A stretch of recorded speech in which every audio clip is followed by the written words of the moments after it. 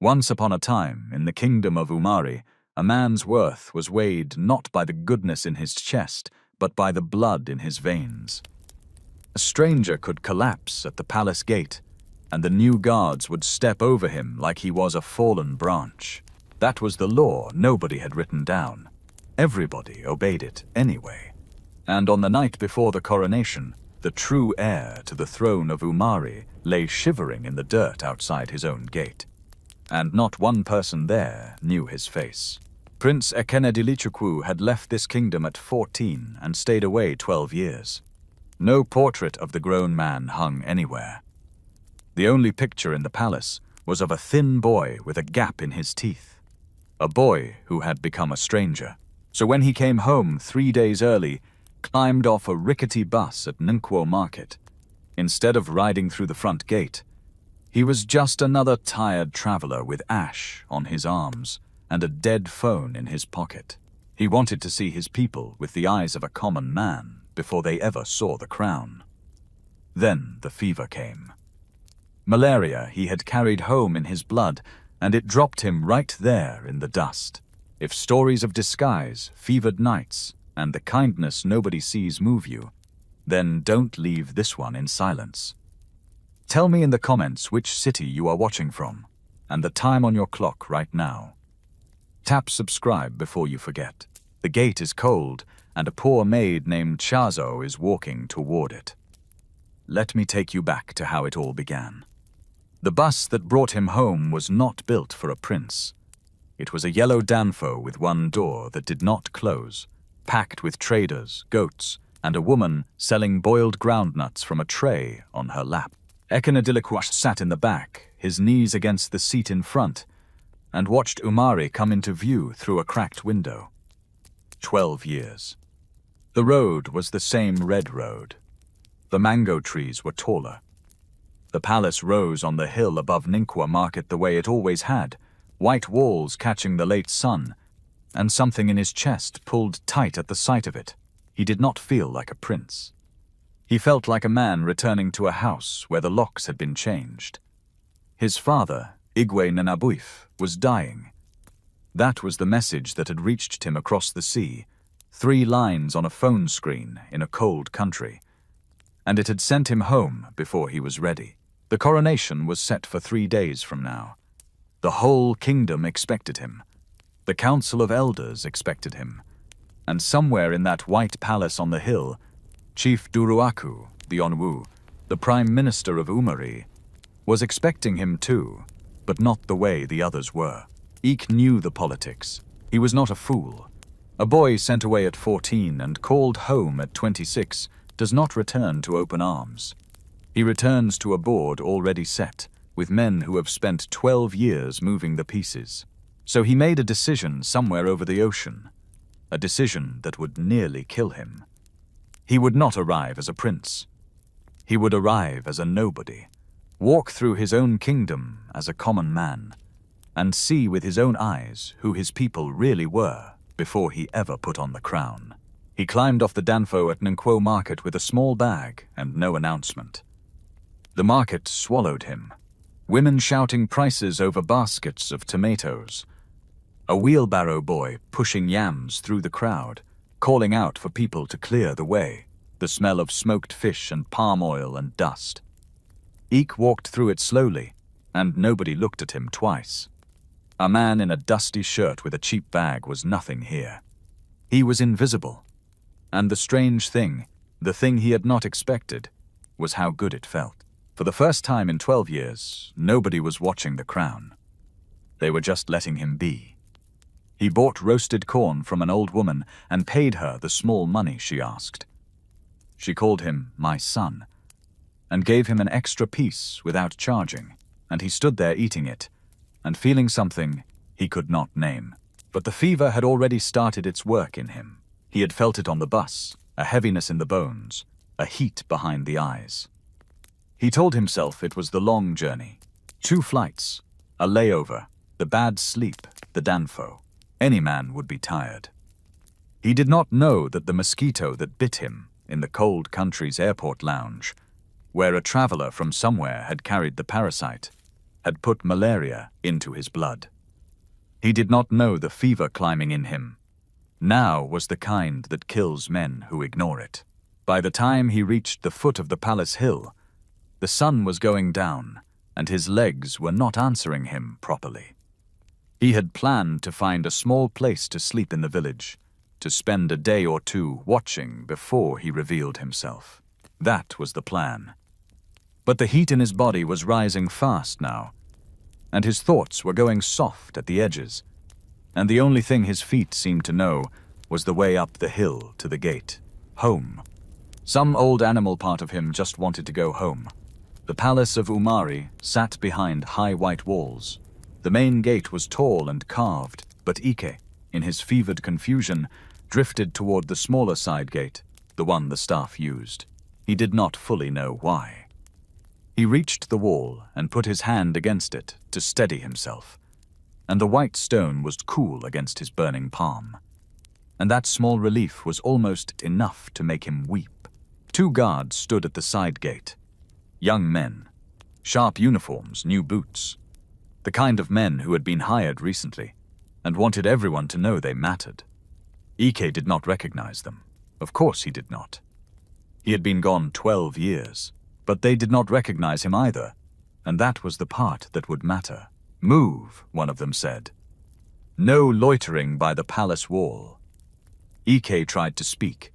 He tried to say his own name, the name that would have made these men fall to their knees. But the fever had thickened his tongue, and what came out was a low, slurred sound, the sound of a sick man, and to the guards it was the sound of a drunk or a beggar. "Are you deaf?" the second guard said.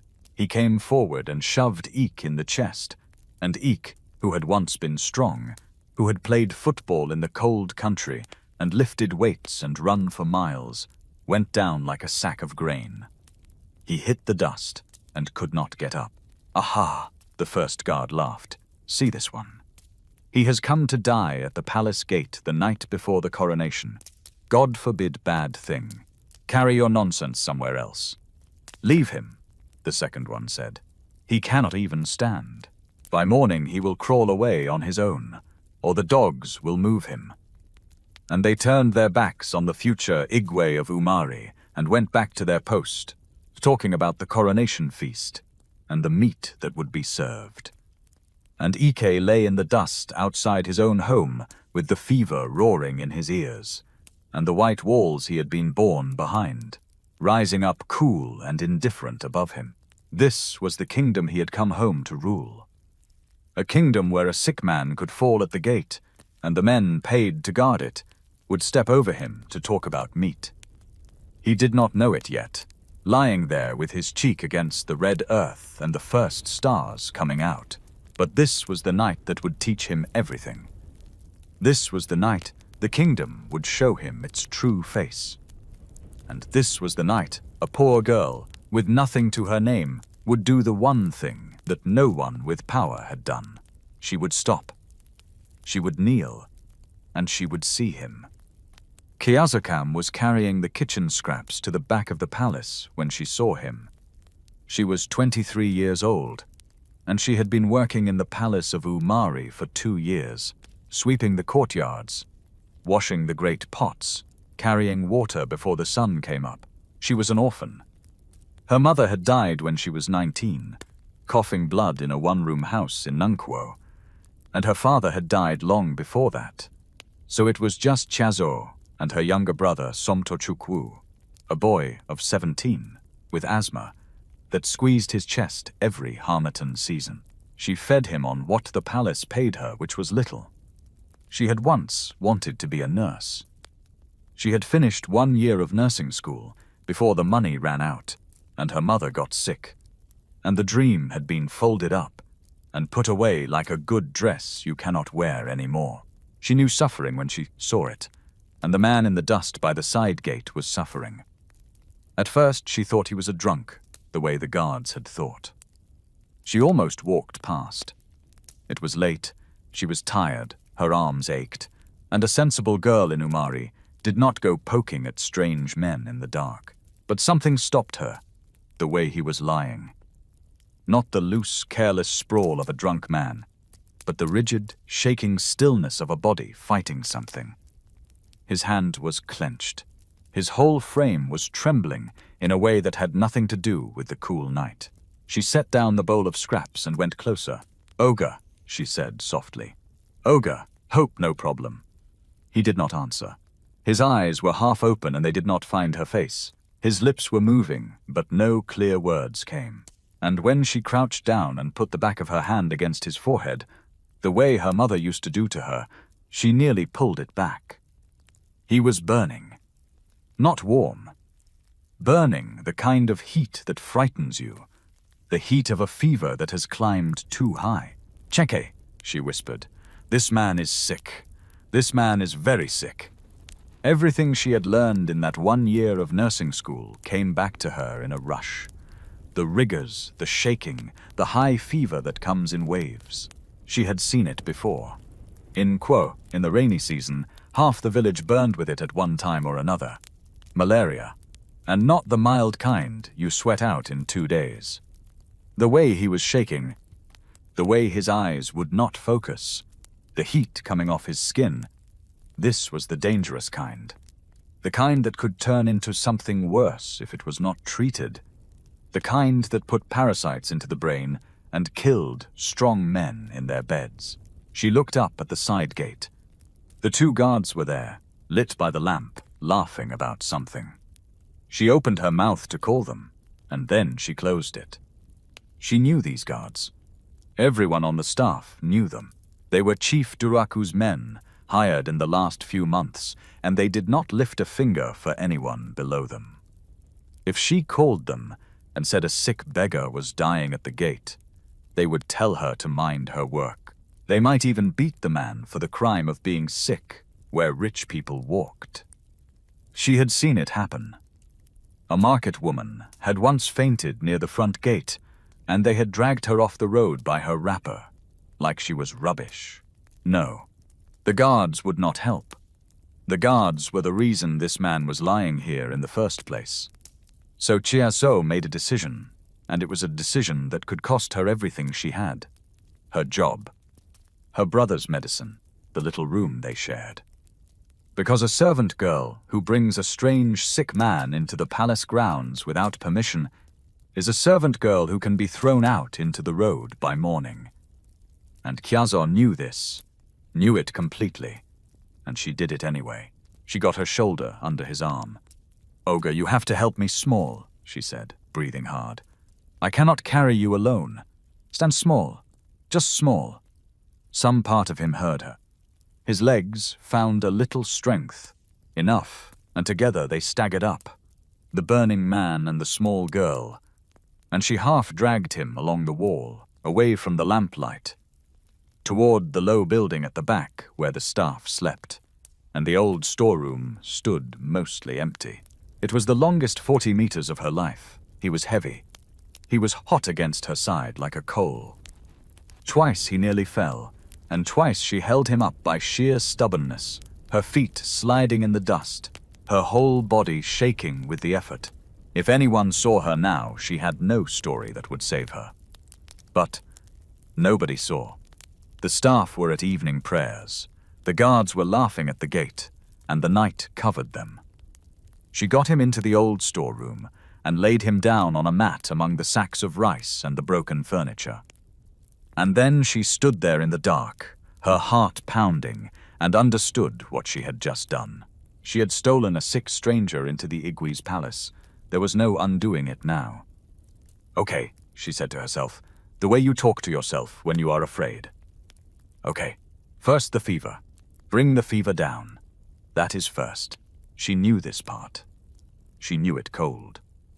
You do not dump a fevered body in ice water, no matter how much the family in the village wants to, because the shock can do more harm than good, and the shivering only drives the fever higher.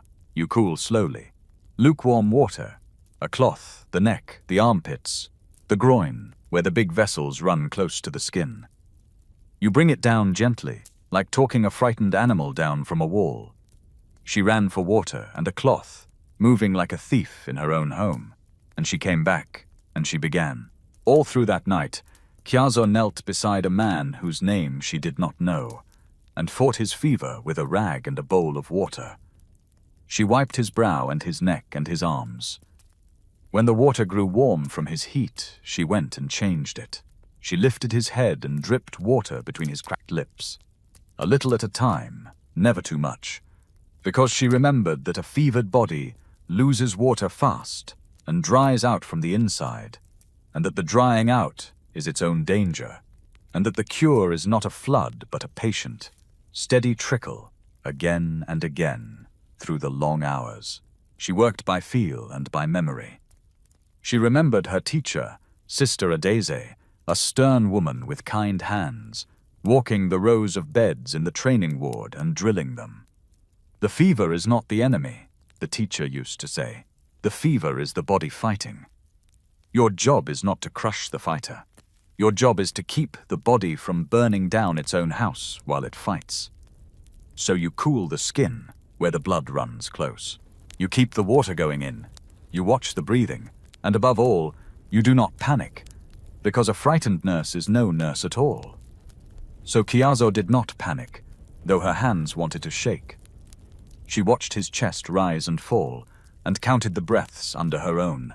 She watched for the bad signs Sister Adeze had warned them about, the signs that the fever had gone past the body and reached the brain.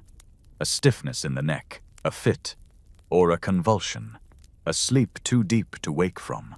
If she saw those, she knew there would be nothing she could do in a storeroom, and the man would need a hospital and a drip and things she did not have. She prayed she would not see them. She watched his neck. She kept the water going. He raved. He spoke in the broken language of fever. Once he said a word that sounded like a name, Nabuif, and once he wept like a child and called for his mother, and Kyazo, who had buried her own mother, held his shaking hand and said, I am here, you are not alone," even though she did not know who he was, or whether he would live to see the morning. The night was very long.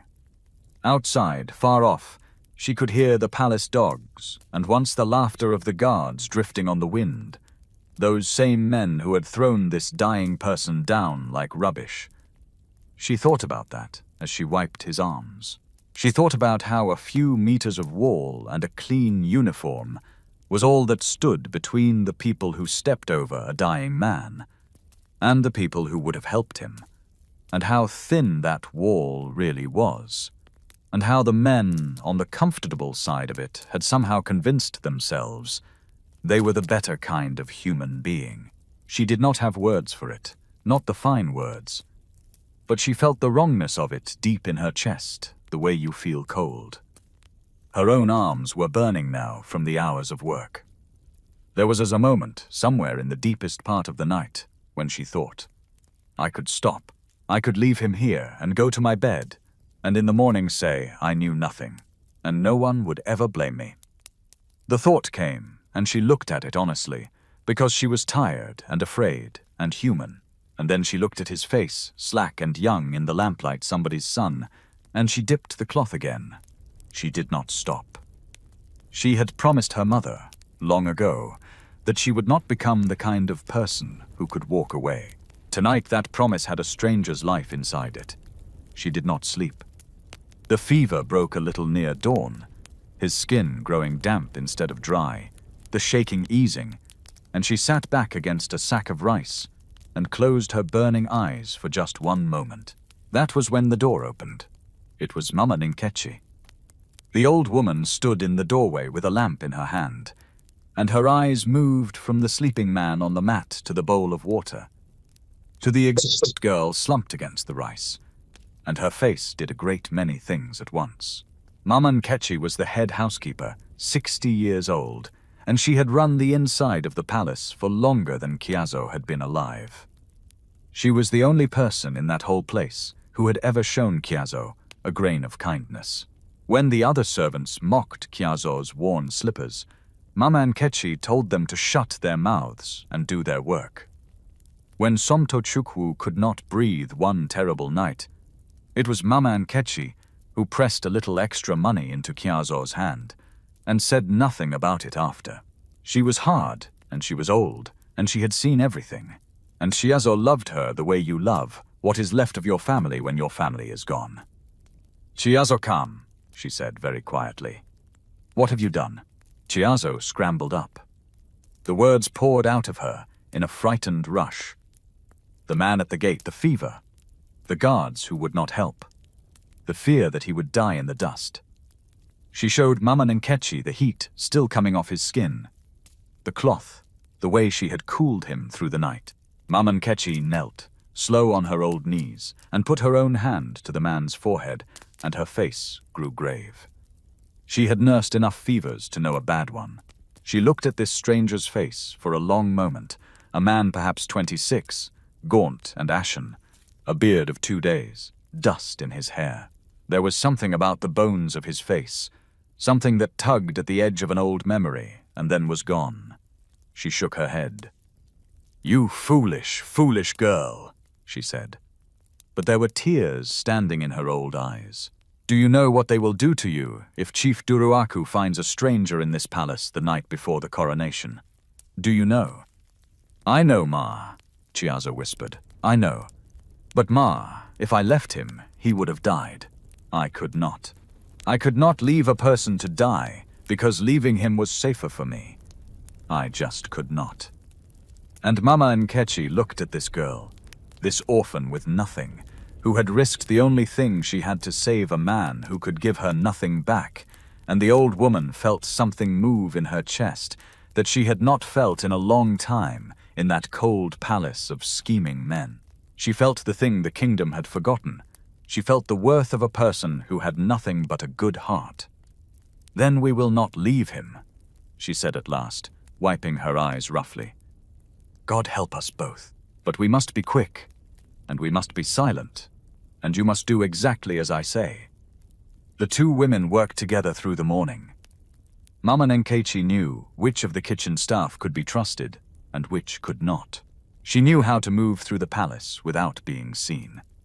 But the fever, though it had broken once, came back stronger as the sun rose. The way malaria does, in waves, each peak a little higher. And by midday it was clear to both of them that cloths and water would not be enough. The man needed medicine. He needed the real thing, the proper treatment, the tablets that kill the parasite in the blood, or this fever would climb until it reached his brain. And here was the cruelty of it. There was no medicine in the palace storeroom for a man who did not officially exist. To get the proper anti-malarial drugs, someone would have to go down to Enquo, to the small chemist by the market, and buy them. And that took money. Real money, more than a servant earned in many days. Chiazo had money. She had exactly one place she kept money. It was tied in a corner of cloth and hidden under a loose floor stone in the room she shared with her brother, and it was the money for Somtochukwu's asthma medicine, his inhaler. The Harmattan was coming, the dry, dusty wind that closed his chest like a fist, and without that medicine, when the bad nights came, her brother would sit up gasping for air, with his shoulders hunched and his lips going grey, and there would be nothing she could do but hold him and pray. That was the money. That was the only money there was. The medicine for her brother, or the medicine for a stranger. She sat in the storeroom with that choice in front of her, and it tore her in two. If she spent it on the stranger and the Harmattan came early, her brother could suffer, could be in real danger. Her own blood, the only family she had left, the boy she had promised her dying mother she would protect. How could she gamble his breath on a man whose name she did not even know? What kind of sister does that? Any reasonable person in Umari would tell her, your first duty is to your own. Save your money. Let the stranger take his chances. You owe him nothing. She thought of Somtochukwu on the bad nights. The sound he made, that thin whistling pull, his shoulders climbing up toward his ears as he fought for each breath, his eyes wide and frightened in the dark and fixed on her face, because she was the one who was supposed to make it better. She thought of the grey color his lips went. She thought of the inhaler in his hand, and how his whole small body would loosen when the medicine reached him. The relief of it, the way he would finally lie back. That was what the money bought. That feeling, that breath. And she was thinking of handing it to a man lying unconscious on a mat, who might die anyway no matter what she spent. It was not a small thing. She wanted to be honest with herself about how big it was. People who have never been poor talk about generosity as though it costs nothing, as though kindness is just a nice feeling you decide to have. But real generosity, the kind that counts, is the kind that takes food out of your own mouth, or in this case the breath out of your own brother's chest. And Chiazor knew exactly what she would be spending, down to the last coin, and exactly who would feel the lack of it. That was what made it a true choice, and not just a pretty gesture. But then she looked at the man on the mat, raving, helpless, dying, and she thought about a different thing her mother had taught her. Her mother, who had nothing, who shared their last yam with a hungrier neighbor more than once. Chiazor, her mother used to say, a person is a person. When God puts a dying man in your path, he is not asking whether you can afford to help. He is asking what kind of person you are. She untied the cloth. She counted the money with shaking hands, and she sent word to Mama Nkechi that she was going down to Nakhkwo, to the chemist, to buy what the stranger needed. She bought the anti-malarial tablets, the full course, the proper one the chemist recommended for a severe case, and she spent nearly everything she had. And she walked back up the hill with the small paper bag held against her chest like it was made of gold. She told herself the Harmattan might come late this year. She told herself she would find the money again, somehow work extra, borrow, beg. She told herself her brother would understand. And underneath all of it, she was simply terrified, because she had just spent her brother's breath on a stranger, and she did not know if she had done a beautiful thing or a foolish one. What she did not know, what she could not have known, was that the raving man on the mat had surfaced for just a few moments while she was gone. The fever had loosened its grip for the space of a breath, and in those few clear moments, Prince Ekenedilichukwu had heard, through the thin storeroom wall, two women talking. He had heard an old woman ask a girl how she could spend her own brother's medicine money on a man she did not know. And he had heard the girl answer. He had heard her say, "Because he is a person, Ma," and nobody else stopped. Then the fever took him back down into the dark, but those words went down with him, and they did not leave. The medicine worked, but slowly, the way real medicine does. Not the magic of films, but the slow turning of a sick body back toward life. Through that second night, and into the next day, Chiazor gave him the tablets on the schedule the chemist had written. And she kept the water coming, and little by little the fever loosened its hold. By the second morning, the man slept a true sleep instead of a raving one, and his skin was cool, and his breathing was even. And Chiazor, watching him, allowed herself for the first time to believe that he might live. But the coronation was now 1 day away, and the palace was filling up. Chief Duroaku, the Onowu, had been a busy man.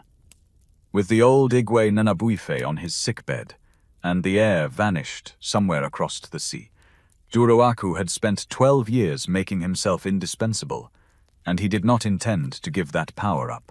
His plan was simple and ugly. His daughter, Ogechukwu, would be installed as the wife of the new Igwe, and through her, Dutwaku would hold the throne in his fist. The only problem was the heir himself, this Ekenedilichukwu, who had not yet appeared, and whose absence Dutwaku found very convenient and was quietly hoping to extend.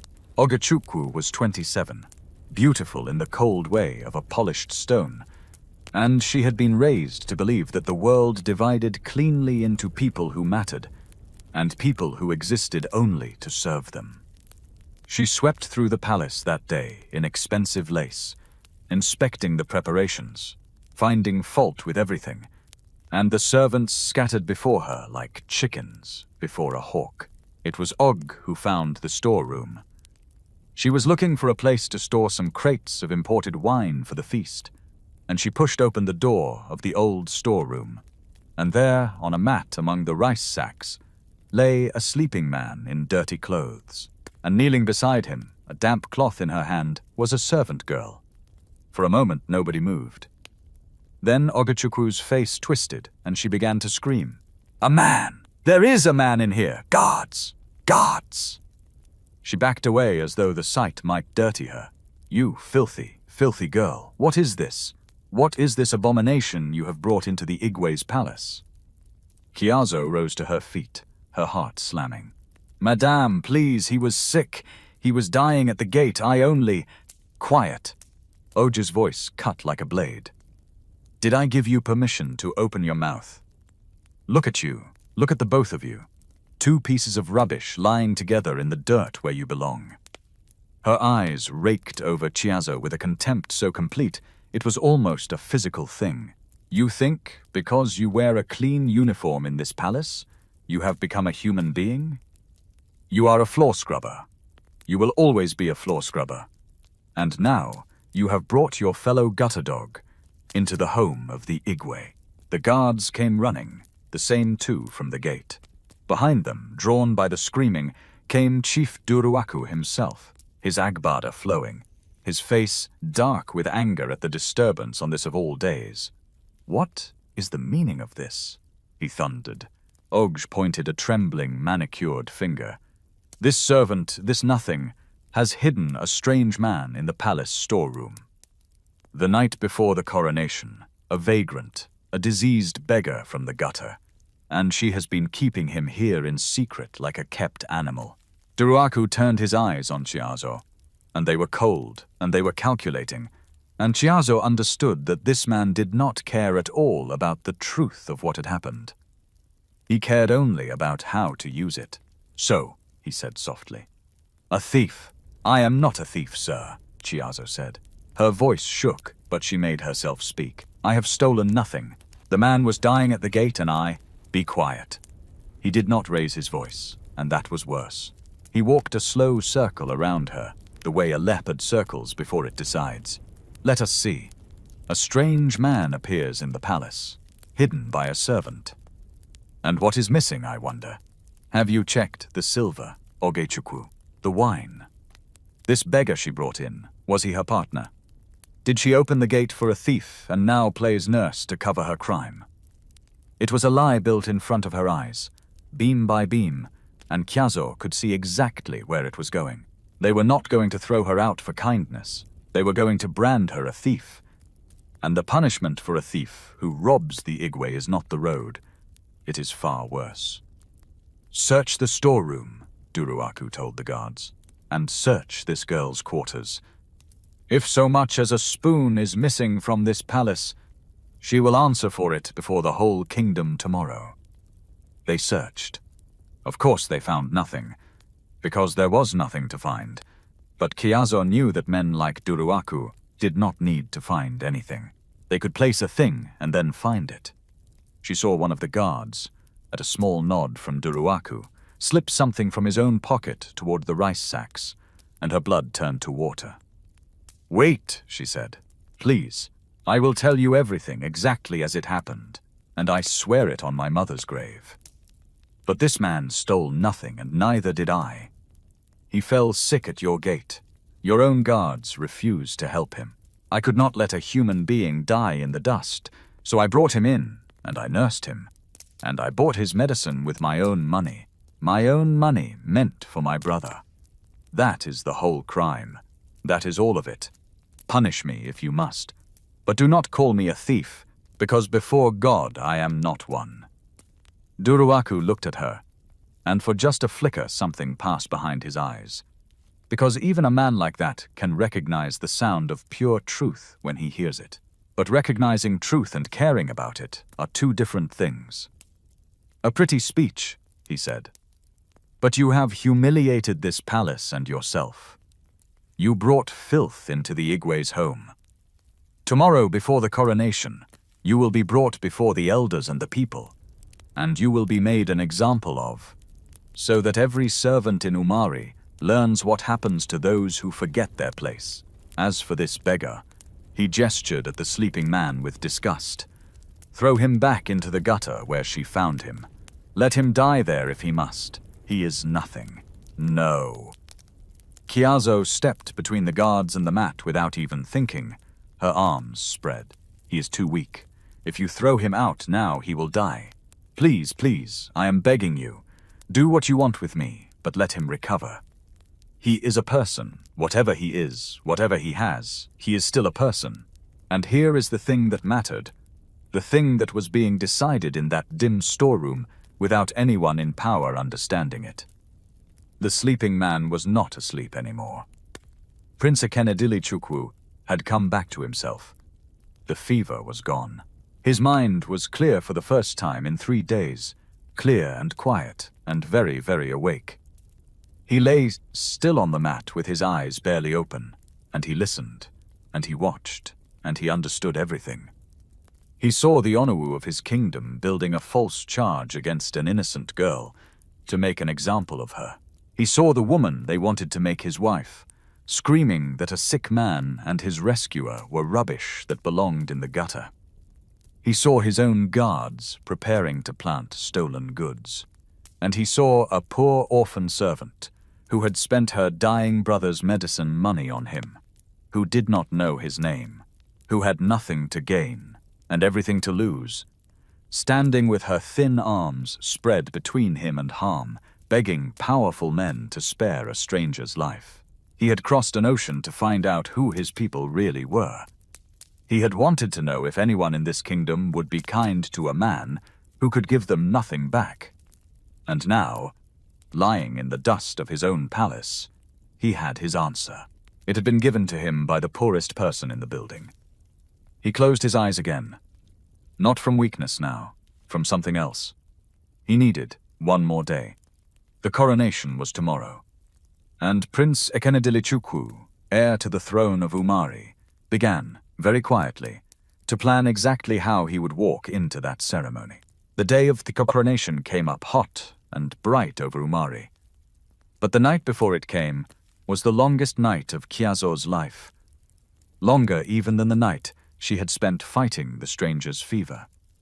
They had locked her in a small room near the kitchen, and she sat on the bare floor in the dark and waited for a morning she was afraid of.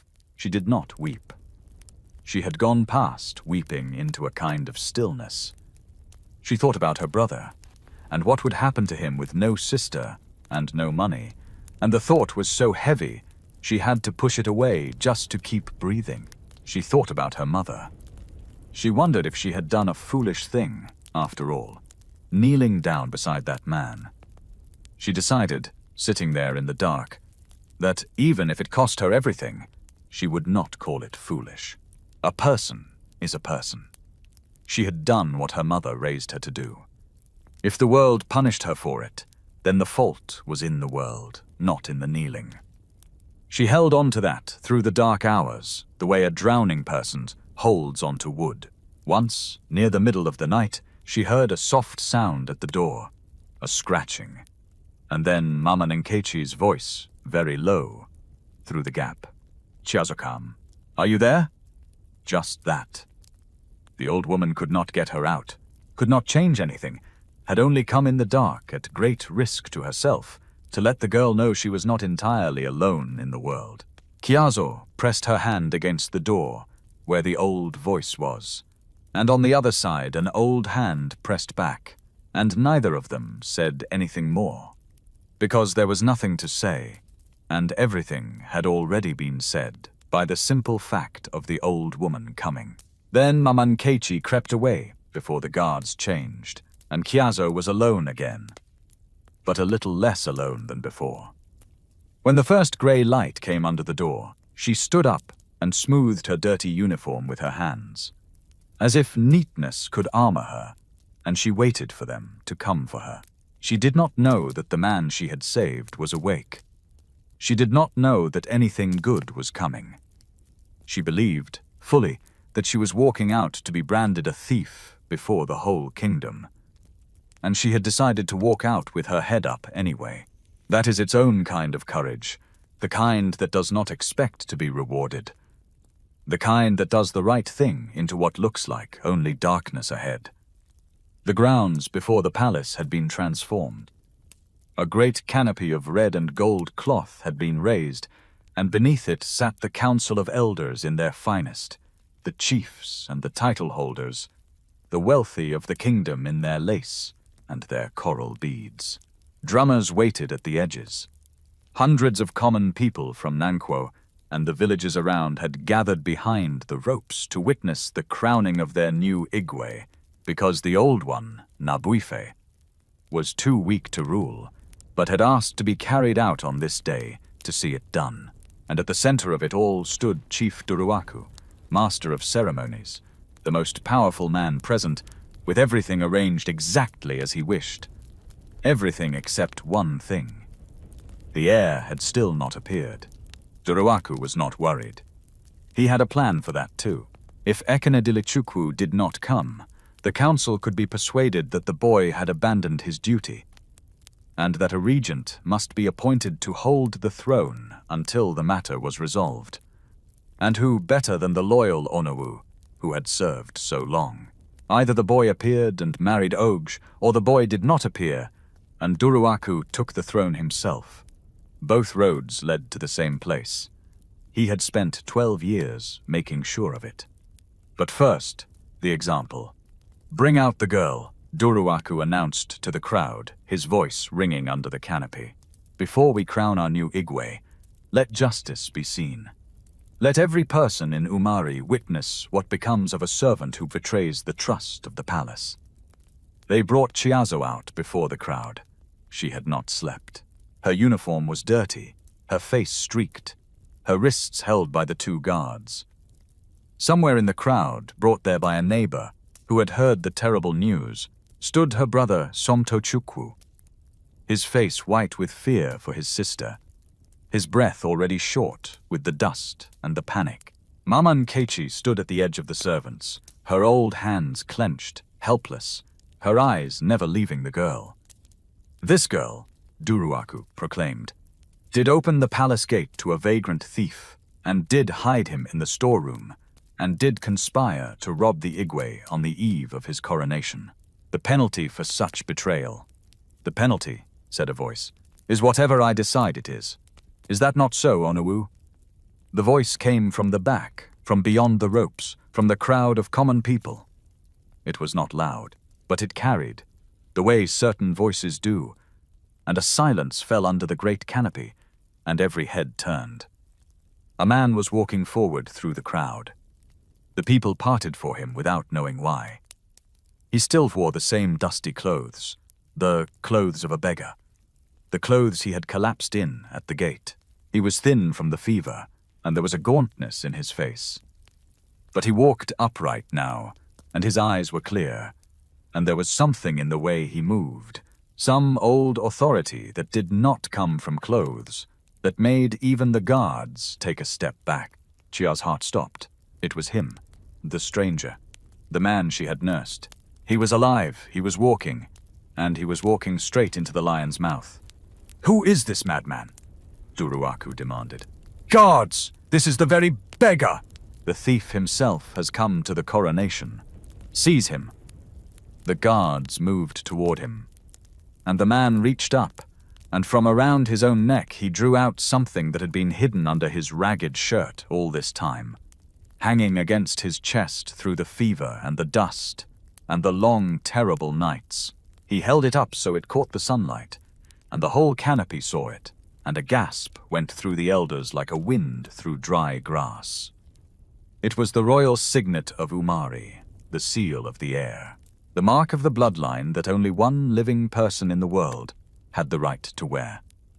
And from his place on the carried chair where he had been brought out to watch, the old Igwe Nanabuife, who had not spoken above a whisper in weeks, lifted his head and looked at the gaunt man in the beggar's clothes, and tears ran down the old king's face.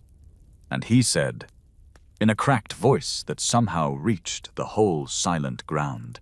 "My son, Ekenedilichukwu, you have come home." The silence broke into chaos.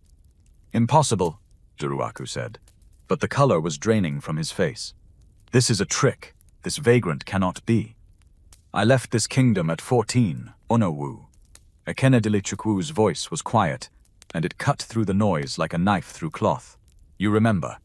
You stood beside my father, and you agreed it was best that the boy be sent far away. No portrait of the man I became was ever hung in these halls. I made certain of that these last days, because I wanted to come home as nothing.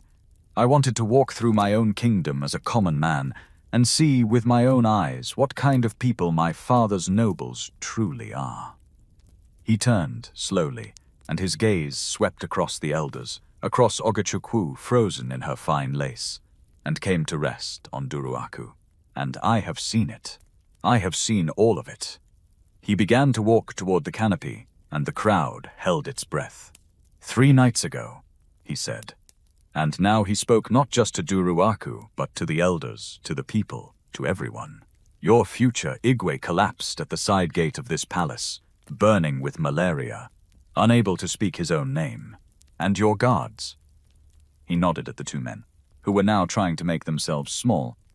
"These men of yours," Onowu looked at a dying man, and then stepped over him to talk about the meat at the feast. "They shoved me into the dust and left me to die at my own gate." Murmurs ran through the crowd, dark and rising. And then Ekenedilichukwu continued, and his voice changed, softened. "A girl found me." He turned, and he looked at Kyazo, still held by the guards, staring at him with an expression that had gone past fear into pure disbelief. A servant girl, an orphan, the poorest person in this entire palace. She knelt down in the dark beside a stranger who could give her nothing, and she did not call him filth, and she did not step over him. She carried me on her own back to shelter. She fought my fever through the whole night with a rag and a bowl of water, never sleeping, while your nobles slept in their fine beds. And when I needed medicine, real medicine, this girl," his voice caught, and he mastered it. "This girl took the money she had saved for her own sick brother's breath, her only money in this world, and she spent it on a stranger. Because," she said, and I heard her say it through the wall, "he is a person," and nobody else stopped. He was standing before Duruaku now, and he was no longer the gaunt, fevered beggar. He was the Igwe-to-be, and his anger was a cold and terrible thing. "And this is the girl, Onowu, that you dragged before my people to brand as a thief. This is the girl your daughter called rubbish in the gutter. You were going to make an example of the one person in this kingdom who showed a dying man simple human kindness. You were going to punish the only good heart in this palace to cover for guards who left their prince to die." The silence was total. Even the drummers did not breathe. "Release her," said Ekenedilichukwu. "Now." The guards let go of Chiazo's wrists as if they had caught fire. Chiazo stood there, rubbing her freed wrists, swaying, not understanding, the world tilting around her. The man she had nursed, the dying stranger, the prince. She looked at him, and her legs would not hold her, and she sat down hard on the ground in front of the whole kingdom, and put her face in her hands and wept, because she had been so afraid for so many hours, and now the fear had nowhere to go. But Ekenedilichukwu was not finished. He turned back to Chief Duruaku, and the reckoning came. "Elders of Umari," he said, raising his voice now so it reached every ear under the canopy and beyond the ropes. "You have served my father long and faithfully, most of you, and I honor you. But hear what your Onowu has done, and judge for yourselves whether such a man should stand beside the throne of Umari." He laid it out plainly, beam by beam, the way Duruaku had built his lie, except this was the truth, and it did not need building. The guards Duruaku had hired, who answered to him and not to the palace. The plan to brand an innocent girl a thief. The object the guard had tried to plant in the storeroom. which Ekenedilichukwu had himself seen with his own clearing eyes. And, more than that, the longer game. The 12 years of a prime minister making himself a king in all but name. The convenient absence of the heir. The daughter positioned to be married into power. "You hoped I would not come home, Onowu," Ekenedilichukwu said quietly. "And if I did not, you had your regency ready. Either road led to your hand on this throne. Did it not?" Duruaku's mouth opened and closed. He had no speech now. The man who had always had words found that they had all deserted him at once. And, around him, the elders were murmuring, and the murmur was turning, and he could feel the ground shifting under his expensive sandals. The eldest of the council, a white-haired man named Pa Okwudili, who had served 3 Igwes and feared no one, rose slowly to his feet. "Ekenedilichukwu, son of Nanabuife," he said, "we have heard you, and we have eyes. We have wondered these long years how the Onowu grew so mighty while our Igwe grew so weak. Today we have our answer." He turned to Duruaku, and his old voice was iron. "Duruaku, by the authority of this council, you are stripped of the title of Onowu. You will hold no office in Umari again. What further answer you must give for planting false evidence and abusing the guards of this palace, the new Igwe and the council will decide. But your hand will never again be near this throne." There was no escape, and Duruaku knew it. The guards who had been his were now backing away from him, because guards always know which way the wind has turned. And the crowd that had feared him that morning was looking at him now with the hard, flat eyes of people who have learned the truth about a man they served. He was led away, no longer the most powerful man in the kingdom, just an old schemer whose schemes had finally been laid bare in the sun. And Ogachukwu. She stood in her beautiful lace, the dream of being the Igwe's wife dissolving around her like salt in water. She had called Chiazo rubbish in the gutter. She had screamed that a sick man and his rescuer were filth. And now the whole kingdom had seen the sick man rise up as their prince, and seen the rubbish honored as the only decent soul in the palace. And Ogechukwu felt every eye that had once envied her turn cold. No one would marry her now into anything. She had been raised to believe that some people exist only to be stepped on, and she would spend a long time learning, in the years that followed, what it feels like to be looked at, the way she had looked at others. That was her karma, and it was a fitting one, because it was made entirely of her own contempt handed back to her. When it was done, when the schemers had been led away and the council had settled, Ekenedilichukwu walked across the open ground to where Chiazo still sat in the dust, and the whole kingdom watched. And he did the thing that no one expected. He knelt down.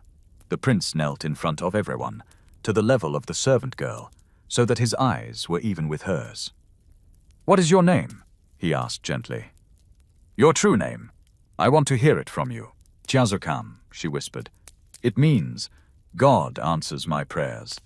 Something moved across his face. "Then your mother named you well," he said. "Now hear me, because this is the part that matters most, and it is the part a lesser story would get wrong." Ekenedilichukwu did not pull her up and declare her his bride on the spot and end it like a fairy tale, as if a woman's whole worth is a prize a man bestows. He had more respect for her than that, and he had watched her closely enough to know she was more than a happy ending. He stood, and he helped her to her feet, and he spoke so the kingdom could hear. "This woman wanted to be a nurse," he said. "She finished 1 year of her training before life took the money away, as life so often does to the poor, not because they lack the mind or the heart, but only because they lack the means. I have seen her hands work. I have felt them pull me back from death. There is no nurse in this kingdom with a truer calling." He looked at her. "Chazokam, if you will accept it, the palace will pay for you to finish your training, every year of it. Not as a reward I am throwing to you, but because Umari needs nurses like you, And because a gift you have earned 100 times over is not charity. It is justice. Chiazo could not speak. She could only nod, the tears falling freely now, different tears than before. And your brother, Ekenedilichukwu said. Somtochukwu, the boy whose medicine you gave away to save my life. Where is he? The boy came forward through the crowd, shaking, and the prince put a hand on his thin shoulder. You will never again sit up in the night fighting for breath with nothing to help you, he said. The best doctors in Lagos will see you. Not because you are owed it as the brother of a hero, though you are, but because no child in my kingdom should choke in the dark for want of a medicine that money could buy. That is not the Umari I intend to rule. That ends today.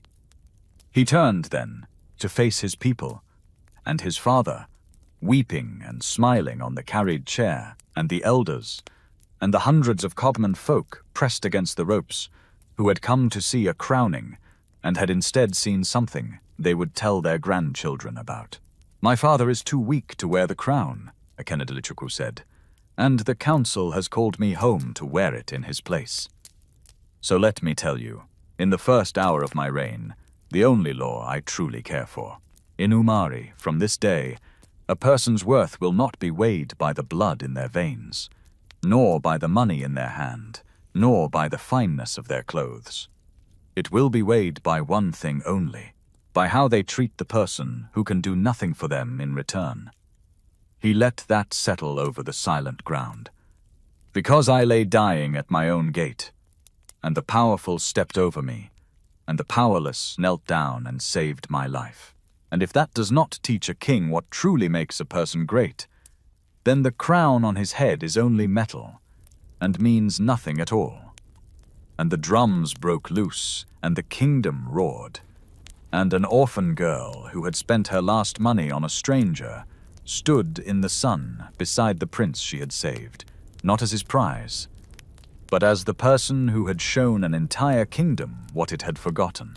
That is where the story turns, and I will tell you the end of it quickly, because the loud part is over, and what remains is the quiet part, which is the part that lasts. Chiazokum finished her nursing training. It took 3 years. She was, as the prince had known she would be, very good at it. And she went on to run the first proper clinic in Kwo, the village where she had once buried her mother for lack of care. Her brother Somtochukwu grew strong, his chest opening up as the years passed, and he became a teacher. Mama Ninkechi, who had risked herself to help hide a dying stranger, was honored in the palace for the rest of her days, and never had to lift a heavy pot again. And the prince and the nurse. Yes, in time, and it did take time, because the best things are not rushed. Ekenedilichukwu asked Chiazakam to be his wife, and by then it was not a king lifting up a servant. It was a man asking a woman he had grown to love and deeply respect, an equal, a healer, a person whose worth the whole kingdom had seen with its own eyes. She said yes. But she said yes to the man, the one she had nursed in the dust before she ever knew he wore a crown. She had loved him, she told him once, before she knew he was anything at all. And he said that was exactly why he could trust it. Now let me say something to you before you go. I have turned this story over in my mind many times, and the thing that stays with me is not the crown, and not the reveal, and not even the schemer getting what he deserved, satisfying as that is. The thing that stays with me is a small detail that is easy to walk past. It is the moment a tired girl, at the end of a long day, with aching arms and every reason to keep walking, chose to stop. Nobody was watching her. There was no reward in sight. There was every chance it would cost her everything, and it nearly did. She did not know he was a prince. She thought he was a beggar, which means she was kind to him for no reason at all, except that he was a human being in trouble, and she was a human being who could help. That is the whole thing, really. We like to imagine that if we ever met a king in disguise, we would treat him well. But the test is never the king. The test is the beggar. The test is the person who can give you nothing. The one it would cost you something to help, the one no one would blame you for ignoring. How you treat that person, when there is no crown to be revealed and no reward to be won, is the truest measure of who you actually are. Most of us will never rescue a prince. But every single one of us, today, tomorrow, will pass someone in the dust. And the only question that matters, the question Chiazakam answered, without even stopping to think, is whether we will be the ones who step over, or the one who kneels down. I know which one I want to be. I am still learning to be it. Maybe that is enough for a start. That is the story of the prince who slept outside his own gate, and the poor girl who did not know who he was, and saved him anyway. Thank you for staying with me until the end.